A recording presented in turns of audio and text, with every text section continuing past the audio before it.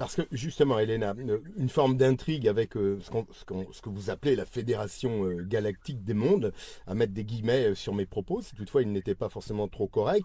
On parle de quoi? De gouvernement, d'alliance, de structure spirituelle, pardon, ou peut-être les trois en même temps. Comment on peut, honnêtement, en étant finalement de basiques humains, essayer en tout cas de mettre des mots pour que ça fasse sens en tout cas au regard de gens comme vous qui êtes en connexion.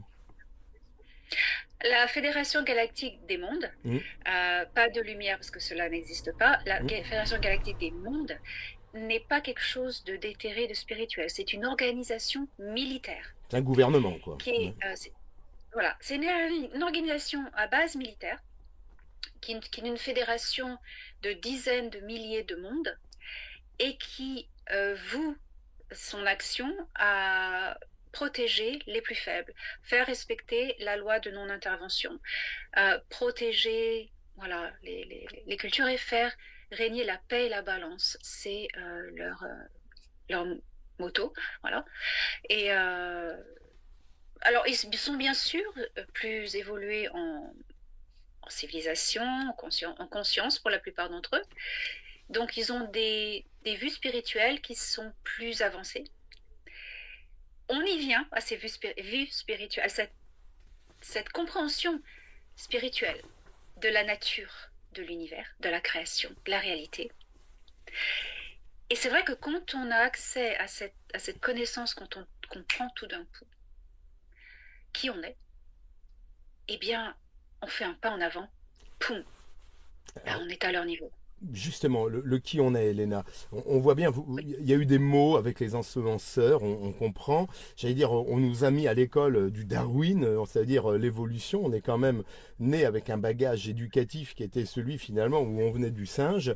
On voit bien qu'il y a une problématique de génétique, d'ADN, peut-être aussi et surtout d'enseignement. C'est là où je ne veux pas les opposer, les modèles, mais on voit bien qu'il y a un éveil individuel, mais aussi un éveil collectif. C'est là où finalement vous intervenez parmi d'autres, mais là aussi pour peut-être mettre les semences qui vont faire que d'un seul coup, des gens comme nous allons finalement nous éveiller, monter en puissance. oui, les connaissances qui sont partagées avec moi par mes contacts et que je partage visent à redonner la souveraineté et la puissance aux humains, c'est-à-dire rappeler aux humains ceci, que toute âme, tout être sentient dans l'univers, tout être conscient dans l'univers, est une fractale de créateur. Vous avez créateur source qui est une singularité, qui est la source de toute matière et de toute conscience et qui constamment projette des, des on va dire des éclairs, des fractales d'elle-même. Et ces fractales, ce sont des graines de conscience qui vont s'incarner sur une planète et se développer à travers tous les règnes d'évolution de la dite planète, jusqu'à atteindre le stade de l'espèce sur la planète qui est la plus évoluée, qui permet l'évolution maximum de conscience sur la dite planète. Sur Terre, c'est humain, sur d'autres planètes, c'est différent. Quand on a fini le dernier cycle, on Mm. peut alors se réincarner sur d'autres mondes. Et c'est ça, de réaliser que nous sommes créateurs. Nous sommes la substance de notre âme. Notre âme est faite de la même substance et conscience que créateur. Et on a les mêmes pouvoirs. Et ça, c'est la clé. Nous avons le pouvoir d'influencer la réalité par manifestation dans notre tête. Parce que on nous a dit dès tout petit que l'imagination, c'est pas bien, c'est pas vrai, il faut arrêter d'imaginer des trucs. Mais non, c'est ça. Il faut dire aux enfants, imaginez, parce que vous créez. Et quand on imagine bien fort, quand on imagine un hologramme dans sa tête, vu sous toutes les directions, on le crée et on l'imprime dans la matrice de la réalité. Et ça, il faut que les gens réalisent que leurs pensées sont créatrices. C'est tout simple, mais c'est le secret. Et il y a des organisations mondiales qui ne veulent pas que l'humanité se réveille et réalise ça, et qui nous influencent par des scénarios de peur, des campagnes pour nous effrayer, pour que nous créions la réalité que eux, ils veulent. Elena, Voilà. Et c'est ça qu'il oui, faut savoir. juste dans une autre approche pour apporter, je dirais, un contexte plus bicéphale, est-ce que finalement on pourrait nous additionner avec un ADN, alors qui a peut-être été modifié en tout cas, ou du moins amélioré, enrichi d'une énergie. On voit bien que finalement entre notre corps qui lui a pu avoir des évolutions, la conscience qui émane d'un ego, je dirais d'un esprit, mais l'âme qui est une flamme, une énergie, c'est ça où on aurait une combinaison gagnante où d'aucune arrive justement là aussi à créer des liens. J'allais toujours prendre l'œil perçant d'un aigle, on voit bien que notre spectre de réception, il est quand même canalisé, on peut être au-dessus, en dessous, à côté à droite, à côté à gauche. Il y a des gens qui perçoivent différemment ici-bas. C'est ça quand on est là. Alors oui, Ouais.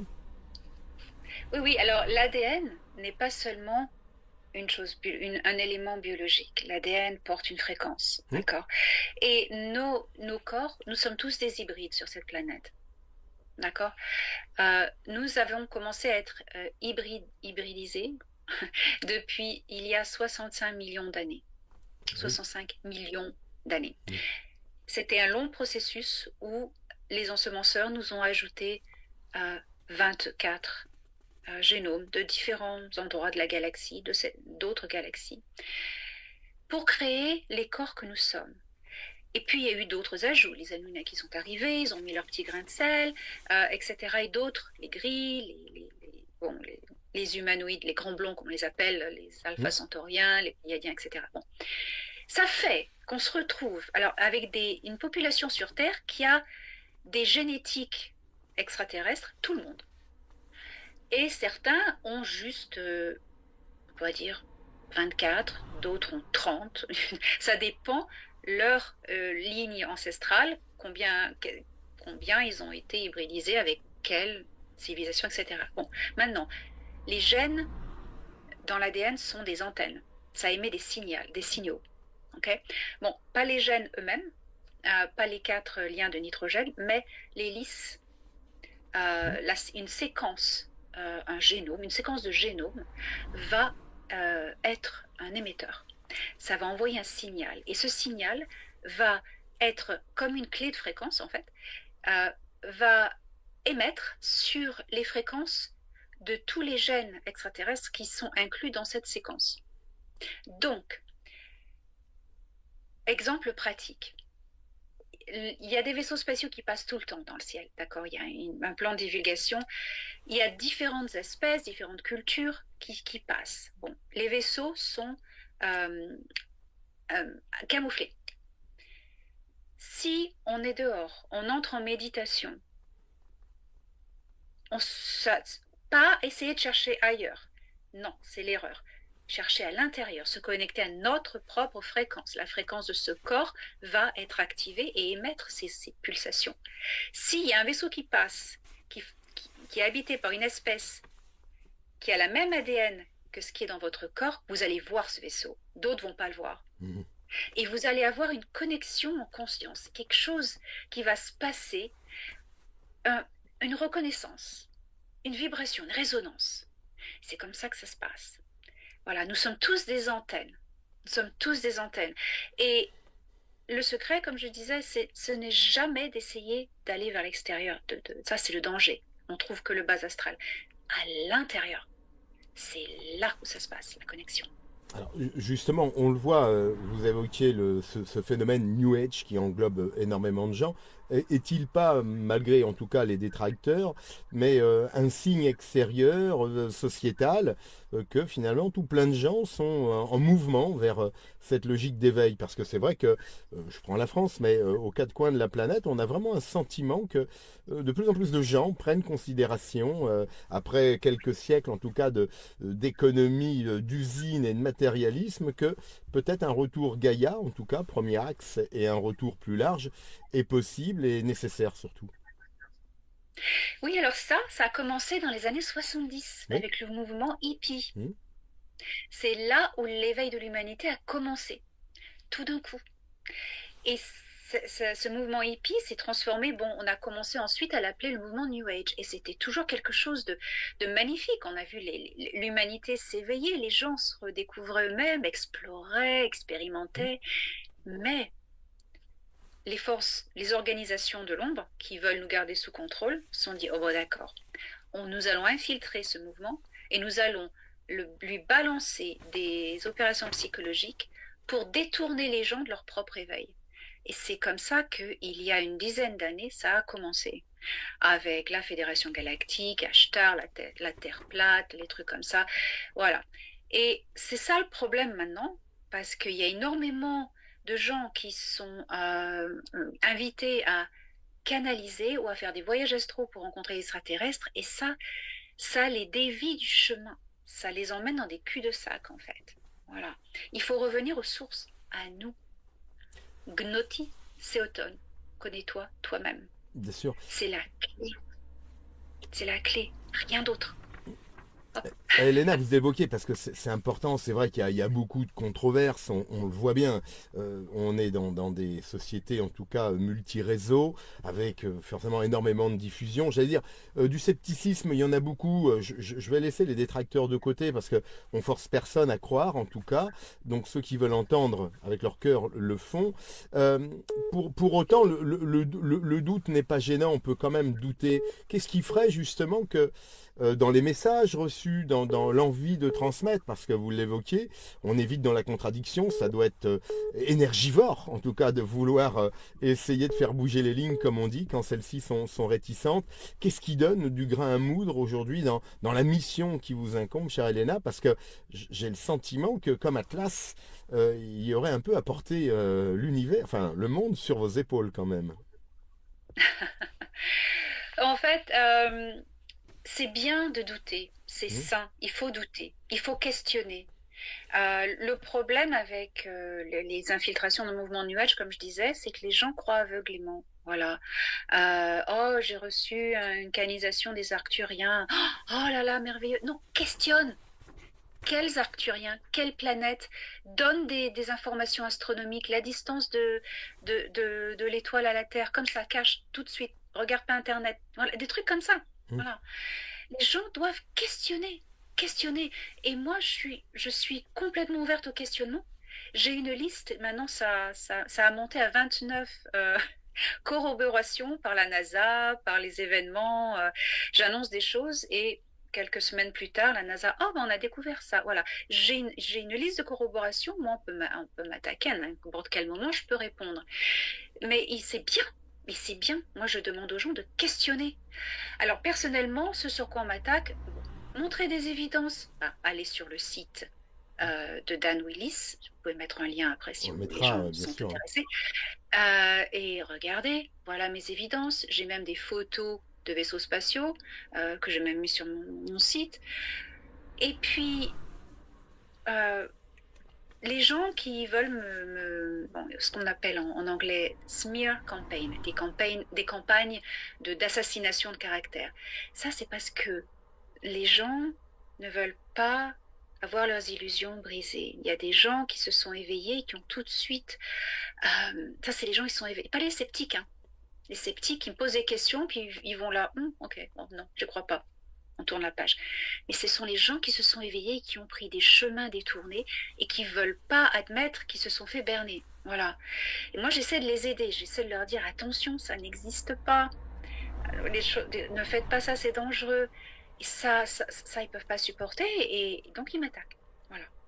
Justement, Mais c'est pas grave. non, C'est on pas parle grave. souvent de preuves, on voit traîner ici et là, on parlait non seulement d'enseignement ensemble, c'est-à-dire un accès à une forme de vérité, je reste prudent sur la vérité, mais on voit que notre passé est un peu trouble, ne serait-ce que par certains bâtiments, des constructions. On a eu des architectes que nous ne découvrons plus aujourd'hui, où sont-ils passés, des capacités à construire qu'on a du mal peut-être à entreprendre aujourd'hui, pas que des pyramides, je passe à la Tour Eiffel, comment dire, un ensemble en tout cas de bâtiments plus anciens ou plus modernes. Est-ce que là aussi on n'a pas vu des hommes et des femmes justement mobilisés par des connexions pour pouvoir produire différemment, parce que ce n'était pas du courant des hommes. Ça aussi, des démonstrations, des preuves, elles ne sont pas qu'au ciel, on peut les avoir sur Terre, ces preuves, ou pas du tout?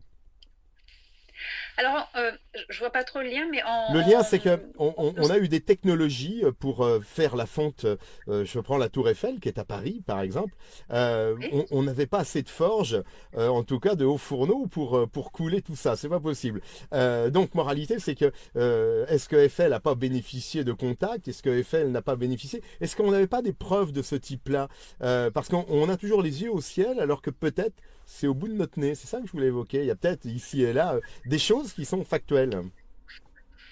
Oui, bah alors bon, je ne sais pas comment Eiffel a construit sa tour. Moi non Ça, plus. c'est pas mon domaine, mais je suis ouverte à ça. Pourquoi pas? Oui. Eh ben, ça m'intrigue. Tiens, d'ailleurs, je vais À rechercher. Londres, il Merci. y a le palais Euh, cristal qui a brûlé, qui était fait de fer et de verre, et il a brûlé, c'est en 1936 par exemple. Donc c'était une technologie que les gares sont très grandes. On a énormément de bâtiments qui ne correspondent pas avec les gens des époques, par exemple. C'est ça qui est étonnant. euh, Bon, après, non, après, bon, la Non? Tour Eiffel, c'était un prodige de construction, mais non, ces techniques, on les a, hein, on saurait refaire ces mêmes choses, seulement ce n'est plus productif. Maintenant, on veut des matériaux Oui. moins coûteux et de la main-d'œuvre moins qualifiée et que ça aille plus vite. Dans le passé, au début du XXe siècle, quand les bâtiments, par exemple le plan Haussmann de Paris qui a donné tous ces bâtiments magnifiques, à cette époque-là, on avait le temps, on avait les moyens, il y avait des sponsors. L'empereur, je crois que c'était Napoléon Napoléon, III. je ne sais plus. Napoléon III. Voilà, il avait les moyens de financer les architectes. Et alors, il faut garder en mémoire que nous avons quelque chose en France qui est quand même extraordinaire, ce sont les compagnons du devoir Oui, et alors du Tour de France. je voulais pas vous emmener Voilà. sur du bâtiment, c'était l'idée de ne pas opposer, mais d'additionner. Est-ce qu'on avait finalement, de par notre passé, des gens comme vous, chère Elena, mais qui furent, parce qu'ils ne le sont plus pour autant, mais en tout cas des gens connectés, des gens d'une famille plus, et qui auraient laissé une trace. On a le mystère des pyramides qui dure depuis des millénaires, mais je ne sais pas qui a construit les pyramides, il faut le savoir. Mais pour autant, on imagine des souterrains, des grandes salles, des capacités Tesla avec l'énergie libre. On voit bien qu'on a des bribes où peut-être des gens plus éloignés, des gens de la galactique, auraient été, pourquoi pas, des annonceurs et des précurseurs avec d'autres hommes et d'autres femmes en des temps plus éloignés.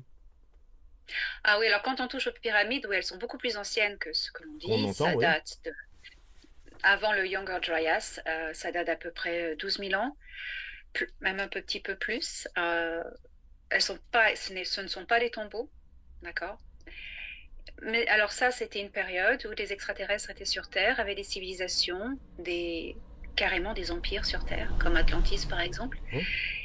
Et bon là, c'était une époque. Tout s'est effondré après qu'Enlil ait catapulté un astéroïde dans la calotte polaire. Bon, maintenant, à l'époque moderne, on revient au XXe siècle, ça c'est différent. Il n'y a pas d'intervention extraterrestre. Ok. C'est le savoir humain. Le savoir humain qui est une tradition qui s'est transmise.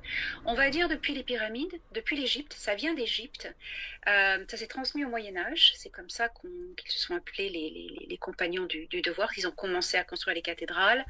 Ce savoir est encore effectif aujourd'hui. Mais pourquoi les gens construisent plus de cathédrales? Pourquoi les gens construisent plus des gares comme la gare de Lyon par exemple? C'est parce que ça coûte en matériaux, en savoir-faire et en main-d'œuvre et en temps. Voilà. Et c'est juste une question d'argent. C'est juste D'accord. une question de production. Moi, Voilà. je pensais que ces lieux étaient porteurs de vibrations, de fréquences, construits au 1 618, au nombre d'heures. On voyait bien quand même qu'il y avait une harmonie entre Oui. finalement notre âme, notre énergie qui nous entoure, et puis des lieux sur Terre qui incarnent peut-être une dimension plus forte. Est-ce que finalement on n'avait pas ces bribes de premiers pas d'éveil, justement? C'était un peu là le détour de ma question, en fait. Hein, mais...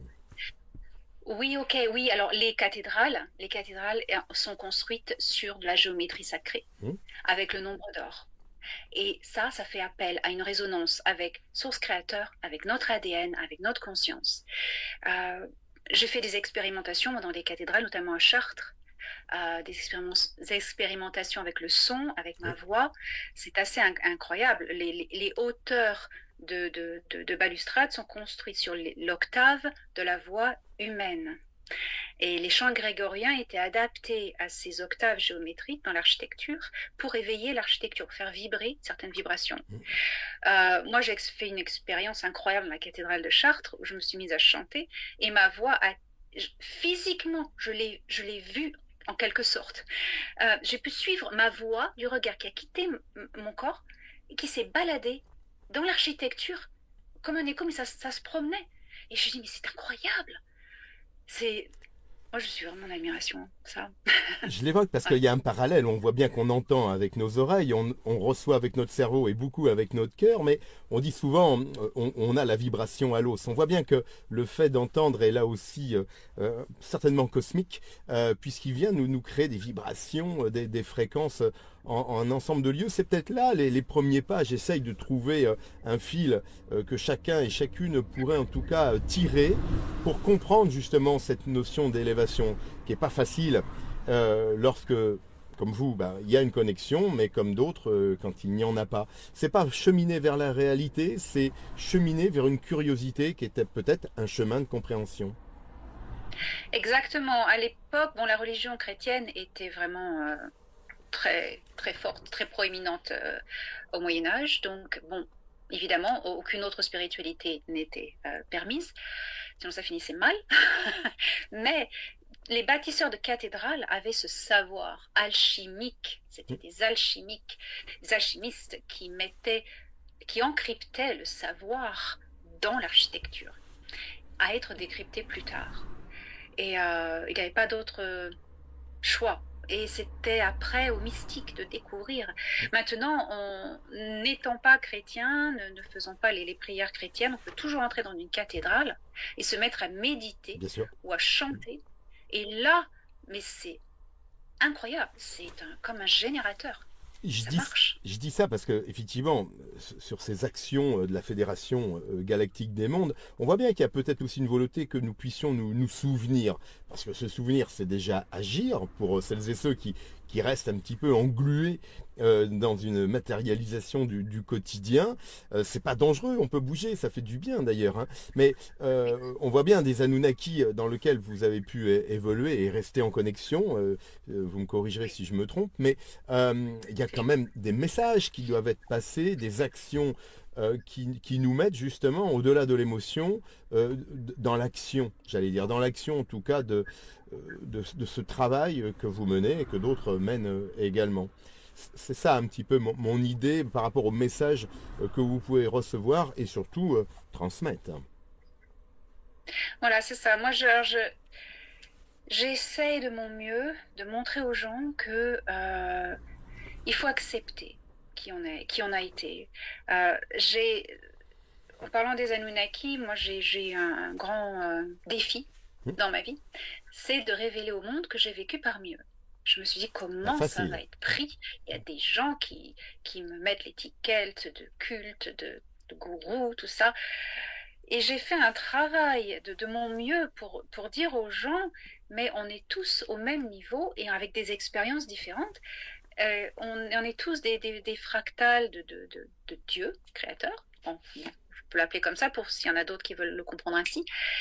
Et on a passé plusieurs incarnations, on a eu des noms différents, on a fait des choses différentes, et voilà. Et c'est comme ça que j'ai pu révéler que j'ai eu une incarnation dans la famille impériale des Anahim, des Anunnaki, dans le système de Sirius B. Et là, j'ai appris énormément et j'ai vécu longtemps avec eux. J'ai pu vraiment m'imprégner de leur philosophie, de leur mentalité. C'était assez incroyable. Je suis restée en contact avec l'un d'entre eux qui est très proche de moi, qui s'appelle Ia, avec qui je continue de communiquer et de visiter physiquement. Alors, leur philosophie, c'est la non-intervention. Alors, autant la Fédération Galactique des Mondes va avoir ce qu'ils appellent la directive première, que Star Trek, qui est une série de divulgation, a bien retranscrit, qui est une série de lois de non-intervention dans une civilisation qui ne sont pas encore au même niveau d'évolution, etc. Mais les Anunnaki ou les Anahim ont cette version-là, Et alors, ça s'appelle la Dayakura. La Dayakura et la directive première de la Fédération, c'est la même chose.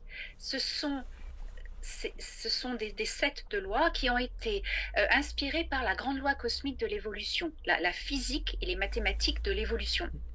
Alors la Dayakura, la loi des Anunnaki, c'est de la non-intervention, bien sûr, mais là, ça va plus loin.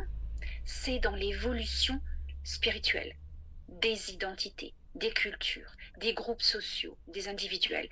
Ils ont une phrase qui dit que l'intervention qui est inappropriée est une violation de la destinée, est un vol de la destinée. Voilà, on vole la destinée de quelqu'un quand on intervient. Alors, il y a des gens il y a beaucoup de personnes sur Terre qui ont été conditionnées dans le complexe du sauveur. Que les extraterrestres vont nous sauver, ils sont là pour nous sauver, mais pourquoi ils ne nous enlèvent pas, nos gouvernants qui sont méchants, blablabla. Pourquoi ils font passer, pourquoi ils font ça. Mais c'est la loi de non-intervention. Ouais. S'ils le font, on n'apprendra pas à le faire nous-mêmes et on retombera dans les mêmes pièges. Ils sont là pour nous assister et nous montrer la voie. Et moi, c'est ce que j'essaye en leur nom de donner à l'humanité, de montrer où est la porte. Mais je ne veux pas ouvrir la porte pour eux. Je dis, voilà, c'est ça le chemin. C'est ça la voie de sortie. Il faut aller là. Libre à vous d'y aller ou pas. Moi, je vous dis, n'allez pas là, vous allez perdre du temps. Vous allez devoir revenir en arrière parce qu'il y a un mur là, où il y a un trou. Allez là. Mais c'est tout ce que je peux faire. Voilà. Justement, Elena, parce que c'est vrai que pour terminer ce regard, et on ira sur les messages après, mais Sitchin avait évoqué Nibiru, puisque dans les années 60, c'était effectivement, alors est-ce que c'était pertinent ou pas pertinent, Van Deniken s'était engouffré quelques années après avec tout un ensemble là, justement d'informations pour parler en tout cas des mondes un peu plus élevés. On était réellement dans du concret parce qu'avec Nibiru, on s'est perdu, elle n'était pas héliocentrée, il y avait un cycle, on ne l'a pas trop vu, scientifiquement c'est compliqué, on était sur un fake de Sitchin, puisque les tables sumériennes qui relataient la vie des Anunnaki, fake, pas fake? Alors, moi je les ai lues, les tablettes sumériennes, il y a très peu de corrélation avec ce que Sitchin a dit. Il a tout extrapolé, il a inventé énormément. Nibiru n'est pas une planète, c'est un vaisseau spatial. Et c'est un vaisseau sphérique. Une planète qui se balade dans l'espace ne peut pas abriter la vie. C'est impossible. Une planète a besoin d'être dans la zone, comme on dit Goldilocks, d'un système solaire, pas trop près de l'étoile, pas trop loin. On peut pas vivre sur Pluton, on peut pas vivre sur Mercure. Voilà.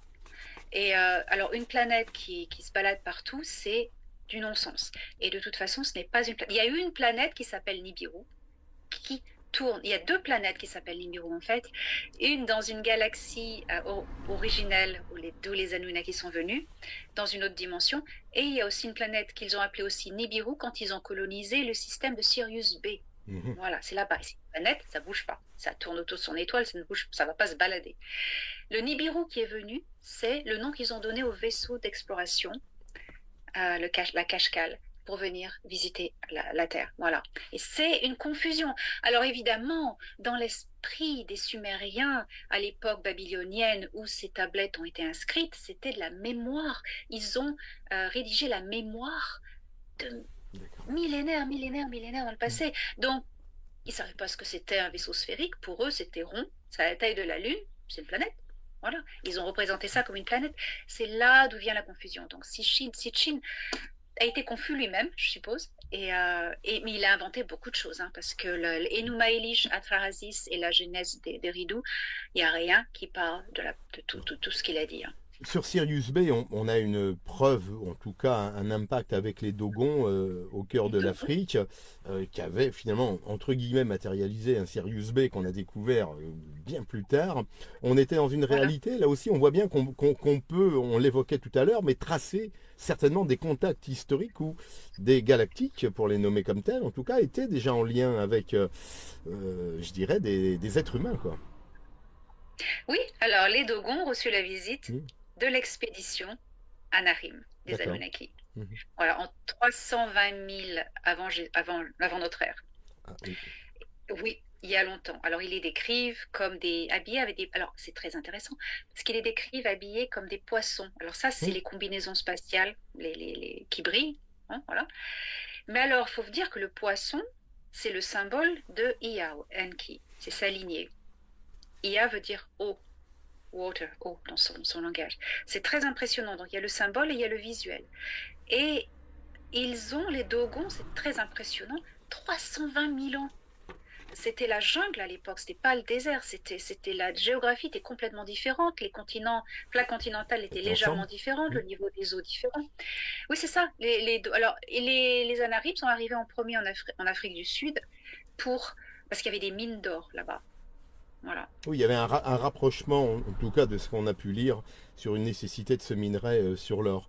Euh, Elena, justement, Oui, alors, oui, Alors, ils sont pas venus sur Terre pour l'or, hein. Ça, c'est aussi c'est Chichin qui oui, qu'il extrapole et évoquait, invente. oui. Ils utilisent beaucoup l'or, ils le transforment en or monoatomique. Ils l'utilisent pour leur longévité, pour leur technologie. Mais après, ils sont venus pas pour miner l'or. Et ça c'était un plus. Ils sont venus pour prendre la planète pour l'inclure dans l'Empire. Voilà. Et planter leur drapeau, si on peut dire. Alors justement, parce que je voudrais, avant qu'on se quitte, parce que l'eau, le poisson, j'allais dire, moi, ça me fait penser à quelqu'un qu'on connaît tous, qui a les cheveux longs et qui a la lumière, c'est Monsieur le Christ. Oui, Il était oui. missionné, parce que prophète certainement, mais acteur galactique alors. Alors, voilà. Les Anarim ont manipulé un peu les génétiques de l'humanité, de certains humains, de cette partie-là. Il y avait deux courants, j'essaie d'aller vite. Euh, donc, l'expédition, le vaisseau appartenait à Ia, mais il avait à son bord Enlil, qui était Hmm. son demi-frère, Yu. Et Enlil a été reptilien, moitié reptilien, parce que les Anunnaki, c'est pas une race, c'est une fédération d'espèces. Il était reptilien et il voulait asservir les humains. Donc, il a demandé à Ia de transformer leur génétique pour les rendre dociles, et Ia a refusé. Donc, il a dit non, je ne vais pas le faire. Donc, c'est Enlil et ses généticistes qui ont opéré la décadence génétique de ce groupe d'humains. Mais Ia, ce qu'il a fait, c'est qu'il a dit oh là là, mais ces humains-là, ils ont un potentiel génétique qui est extraordinaire. Je vais les activer ce potentiel génétique, tourner tous les boutons on pour voir ce que c'est, ce que ça donne. C'est ce qu'il a fait. C'est comme ça qu'il a activé Adapa, Adam. Bon, c'est une longue histoire. Ce couple d'hominidés, d'Homo sapiens avec l'ADN activé, ça a donné une lignée. Alors lui, il a mis de son ADN dedans. Pourquoi? Parce que l'ADN royal, impérial de cette lignée d'Anarim, c'est un activateur sur les gènes. Voilà. Ça contient énormément de certains éléments chimiques comme la mélatonine et d'autres choses, d'autres protéines qui ont un effet activateur sur les gènes. Donc voilà. C'est pour ça que donc il y a une lignée qui a été créée, qui est devenue la lignée des patriarches. Il y a le symbole, c'est le poisson, donc c'est pour ça que la lignée du Christ, bien sûr, Jésus descend des patriarches, descend d'Adam et Ève. C'est pour ça qu'il a ce symbole du poisson qui est en fait un saumon. Hmm. Ça s'est répandu, cette légende, tout autour du monde, le saumon de la connaissance, etc., etc. Voilà, ça vient de là. Bon, on le voit, en tout cas, ça nous fait du bien parce que ça vient agiter en nous, en tout cas, un sens qui est celui, peut-être pas que du doute, de la curiosité. Savoir que autour de nous, finalement, il y a des mondes peut-être à conquérir ou à découvrir. Je pense que c'est déjà une ouverture et peut-être les premiers pas vers une démarche, en tout cas, d'éveil. Justement, Elena, là, dans les prochaines semaines, on va se rapprocher du solstice d'hiver. Moi, je l'aime bien parce que les jours rallongent. Je préfère la Oui. lumière au reste. On s'attend justement à peut-être des messages, à des actions, sans divulguer quoi que ce soit, mais est-ce qu'on est sur des prémices qui seraient peut-être plus marqueurs ou pas? Euh, le solstice d'hiver, c'est un phénomène astronomique où les jours commencent à rallonger et les nuits à raccourcir. Dans la symbolique, dans la psyché comment dire, planétaire de l'hémisphère du Nord, on va dire, c'est le moment où on reprend espoir, où on recommence à faire des plans sur l'avenir, on prend des décisions, on s'est dit, bon, on regarde vers le futur, on revient vers la vie, on sait qu'on va vers des jours meilleurs. Et ça, psychologiquement, c'est une vague de pensée sur laquelle il faut se brancher. Et c'est ainsi qu'on a cette opportunité de manifester ce que nous voulons. Donc, le solstice d'hiver, c'est un moment où on va commencer à manifester. Et s'il y a des messages, des choses qui se passent, ça vient des humains, de l'humanité. Il faut toujours se souvenir qu'il ne faut pas attendre des messages. Il faut le faire nous-mêmes. C'est ça la clé. D'accord. Il ne faut pas se raccrocher à on va recevoir des messages, on va suivre aveuglément ce qu'on va nous dire de faire. Non. Qu'est-ce que tu veux faire là, toi qui écoutes ça? Comment tu veux faire ta vie? Qu'est-ce que tu veux qui t'arrive en 2026? Commence à le manifester. Visualise-le comme si c'était déjà là. Voilà, c'est ça qu'il faut faire. Et c'est le solstice, c'est le moment où on commence à faire ça. Bon, même si les jours rallongent, il y aura toujours du temps pour lire. Il y a des livres qui sont disponibles signés Elena Danaan, site internet, chaîne YouTube. Non, c'est important parce que je crois que les Oui. émissions, il ne faut pas les écouter qu'une fois. Il faut savoir cheminer, revenir là aussi sur des informations. Il y a des fois des détails et c'est peut-être là où se cache la vérité. Dans les détails, on a une phrase alchimique qui dit l'essentiel, c'est d'être complémentaire. L'essence du ciel, c'est d'être complet en terre. Je crois qu'on voit bien que nos pieds bien ancrés, mais nos cerveaux bien aérés, c'est certainement en tout cas la voie je dirais de belles rencontres.